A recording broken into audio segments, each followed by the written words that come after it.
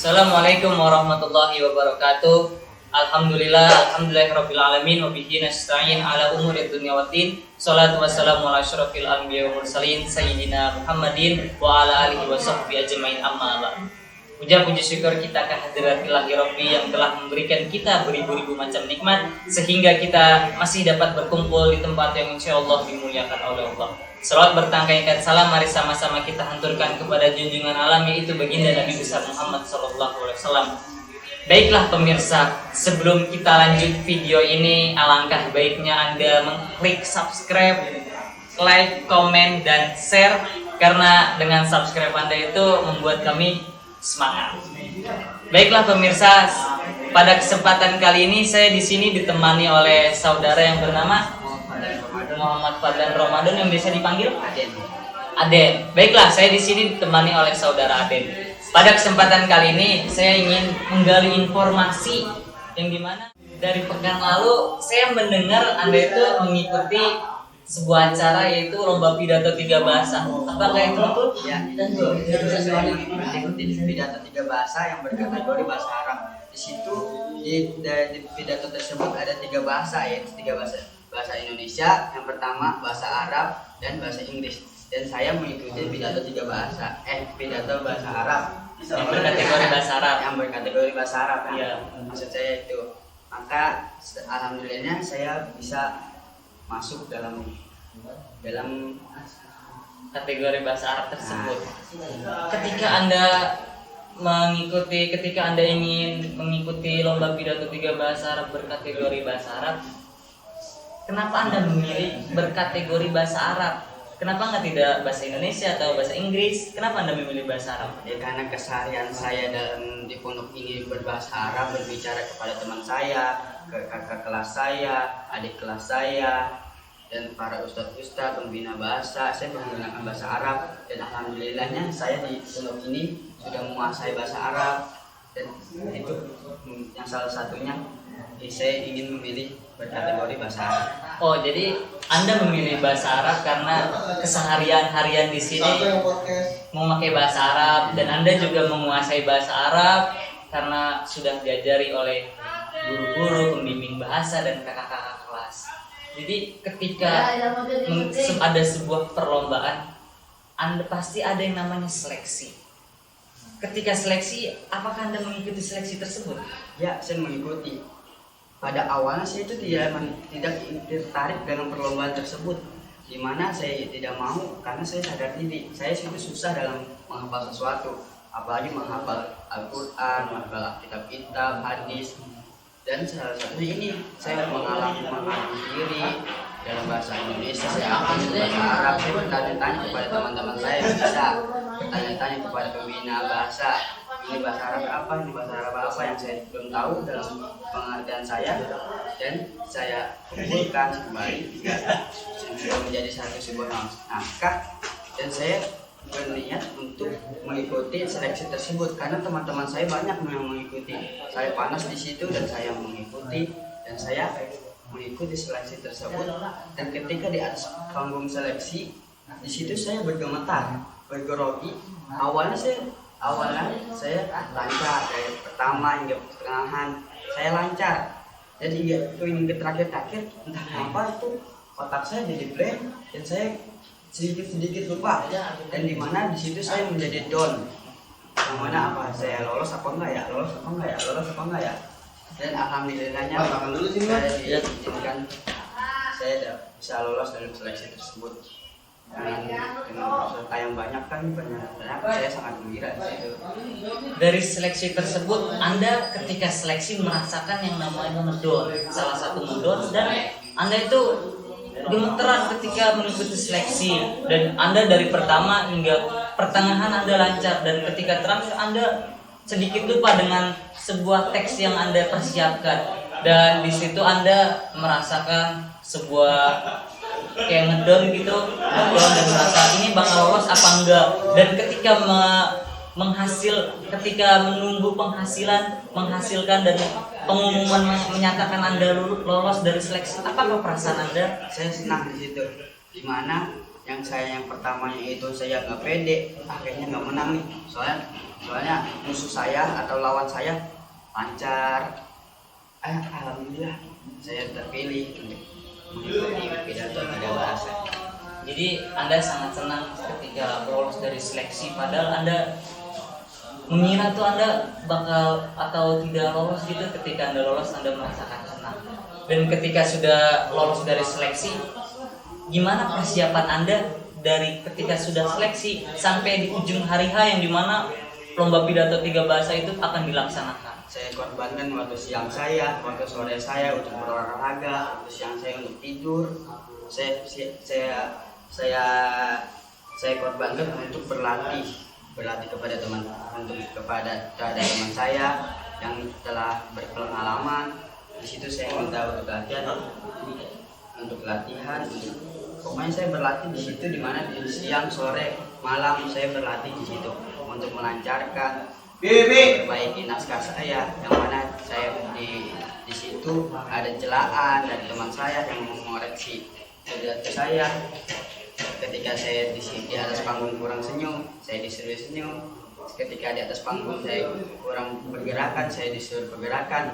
Ketika di atas panggung saya kurang intonasi, nah di pemasukan tersebut saya masukin dalam naskah saya hingga akhirnya alhamdulillah saya lancar dalam berpidato di atas panggung.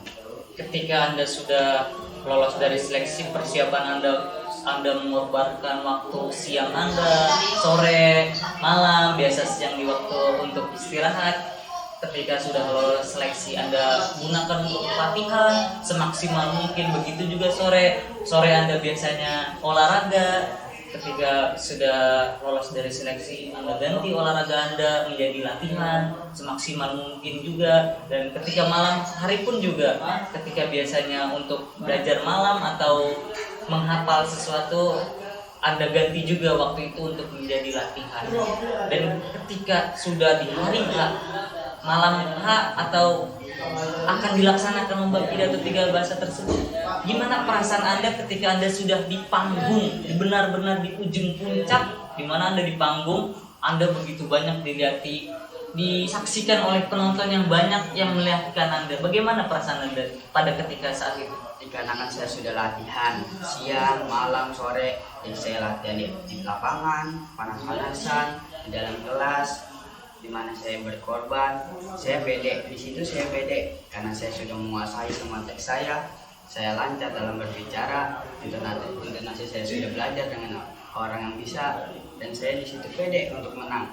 Dan ketika saya turun dan saya menunggu nilai, alhamdulillah, nah nilai saya di atas rata-rata dan saya bisa memenangi lomba tersebut. Jadi ketika Anda sudah merasakan PD, sudah latihan semaksimal mungkin, dan sehingga di puncak hari H Anda tampil yang dimana disaksikan banyak orang, Anda sudah PD dan Anda sudah merasakan kalau Anda itu bakal menang gitu. Jadi apa perasaan Anda ketika sudah tampil maksimal pada malam hari tersebut? Apa perasaan Anda? Saya senang, saya pede, karena perkorbanan saya dalam sore siang itu terbayar oleh kemenangan tersebut. Dimana saya sangat senang pokoknya. Sangat senang. Dan ketika Anda salah satu termasuk pemenang lomba pidato tiga bahasa berkategori bahasa Arab, bagaimana sih tips atau cara memenangkan, cara ciri-ciri memenangkan lomba pidato tiga bahasa khususnya kategori bahasa Arab, atau gimana tipsnya itu, cara ngomongnya, cara penyampaian kepada para hadirin, atau penguasaan panggungnya di mana sangat luas begitu. Gimana sih tips-tipsnya itu? Ya kan kita naik di atas panggung menghadapi para hadiah yang sangat banyak. Ya salah satunya yang paling penting itu PD. Ya, salah satunya yang paling penting PD. Kalau kita nggak PD ya pasti kita down. Kita ngomong patah-patah, bagaimana itu kurang PD. Ya, salah satunya PD. Yang kedua adalah kan kita punya di atas panggungnya itu lebar. Nah, kita harus bisa menguasai panggung tersebut, ke kanan, ke depan, ke belakang, ke samping, ke kiri. Nah, dan di situ juga pasti ada audien yang dimana itu menatap kita dan kita menatap dia. Yang kita harus bisa berinteraksi kepada audiens tersebut biar audiens tidak bosan. Kita ajak ngobrol lah, kita tanya jawab, kayak kita bersalawat biar audiens itu menjawab salawat kita. Dan dimana di dalam khutbah itu kita berintonasi, ada naik turun bahasa, naik turun suara. Ketika itu bahasa Arab kan banyak, ada yang kelas 1, contohnya kelas 1 dia kurang paham gimana caranya intonasi itu nggak datar. Kalau misalnya kelas 1 yang lihat berarti kan dia ada yang belum paham tuh, dia ini orang ngomong apaan, orang udah datar banget kan. Datar. Jadi kita harus bisa mainin intonasinya, naik turunnya biar seru, biar waduh ini alam keren nih. Kalau belum paham kan dia merhatiin wah keren, Kayak tertarik suasana gitu ya, tertarik suasana. Jadi ketika Anda nampil di panggung tersebut, kan salah satu tips cara memenangkan itu adalah salah satu pede dan tarik suasana audiens, menguasai panggung, retorika, naik turun nada, bahasa agar audiens tidak merasa bosan. Jadi tujuan Anda itu untuk mengikuti lomba pidato 3 bahasa tersebut apa sih? Saya ingin mencari pengalaman karena tahun lalu saya mengikuti, tapi saya bukan berperan dalam peserta, saya berperan dalam MC. Jadi MC tuh ya. Nah, ketika ini kan saya adalah kelas akhir, nah, saya ingin mendapat pengalaman lebih. Nah, saya ingin mendapat pengalaman lebih dan saya ingin coba mengikuti pidato 3 bahasa, dan alhamdulillah saya dapat memenangi pidato 3 bahasa dengan berkat bahasa Arab. Jadi tujuan Anda ketika mengikuti lomba pidato 3 bahasa karena salah satunya Anda sudah kelas akhir, ingin menambah pengalaman, dan juga Anda pernah tahun lalu ada sebuah acara ini juga sama seperti ini, lomba pidato 3 bahasa, tapi Anda tidak menjadi peserta, hanya menjadi MC, dan pada tahun ini Anda menjadi peserta, dan itu sebuah kemajuan yang ada pada diri Anda. Ketika Anda sudah tujuan Anda itu sudah tercapai, apa sih motivasi Anda? Anda dapat bisa sampai mengikuti lomba pidato 3 bahasa. Motivasi saya karena saya melihat kakak saya itu orangnya rajin, pantang menyerah, disiplin, dalam dia itu kerja keras, dimana dia itu pintar. Saya ingin seperti kakak saya dalam menang, dalam berlomba atau gimana gitu. Pokoknya saya jadi saya bermotivasi saya karena kakak saya. Jadi motivasi Anda itu karena kakak Anda yang biasanya setiap ada perlombaan kakak Anda selalu memenangi tersebut, dan salah satunya kakak Anda juga menyerah, berusaha dan kerja keras, tawakal juga.